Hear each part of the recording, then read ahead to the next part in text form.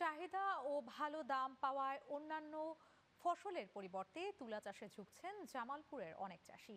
পুরাতন ব্রহ্মপুত্র নদের তীরবর্তী জমিতে প্রতি বছরই বাড়ছে বাণিজ্যিকভাবে তুলা চাষের পরিমাণ। তবে চলতি মৌসুমে আবহাওয়া প্রতিকূলে থাকায় ফলন কিছুটা কম হওয়ার আশঙ্কা চাষিদের। জামালপুর থেকে শরীফুল ইসলাম ঝোকনের পাঠানো তথ্যচিত্রে ডেস্ক রিপোর্ট।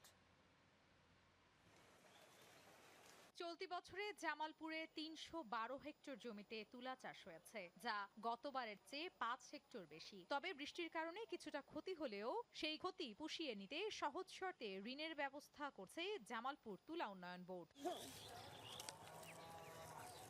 জামালপুর পৌরসভার ১ নং ওয়ার্ডের পাথালিয়া, গুয়াবাড়িয়া, নাওডাঙ্গা সহ ব্রহ্মপুত্র নদের চরের পতিত জমিতে তুলার চাষ বৃদ্ধি পেয়েছে। তুলা বীজ, সার ও কীটনাশকের দামের পাশাপাশি সেচ ও শ্রমিকের মজুরি বাড়ায় তুলার দাম প্রতি মণ ৪,৫০০ টাকা বাড়িয়ে ৫,০০০ টাকা করার দাবি চাষিদের। চাষ করার তো আমরা তো ওইভাবে 25,000 জানি না, তো আমাদের দেখাই দিব যা করছি তাও লস।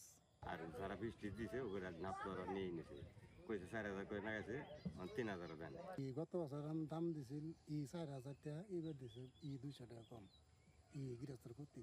চলতি মৌসুমে ১,০৫০ মেট্রিক টন তুলা উৎপাদনের আশা করছে তুলা উন্নয়ন বোর্ড, যার বাজার মূল্য প্রায় ১০,৫০,০০,০০০ টাকা। আগামীতে আমাদের যে অনুর্বর জমিগুলো আছে চরাঞ্চলে, সেগুলো আমাদের তুলা চাষের আওতায় নিয়ে আসবো এবং এই প্রাকৃতিক দুর্যোগটাকে আমরা যেভাবে কাটাতে পারি এবং বিভিন্ন ধরনের পরামর্শ দিয়ে চাষিদেরকে সাহায্য করব। তুলা চাষিদের মতে উৎপাদনের জন্য প্রয়োজনীয় সহায়তার পাশাপাশি ভালো দাম পেলে জামালপুরে তুলা চাষের পরিমাণ আরও বাড়বে। Channel 9 news desk, Dhaka.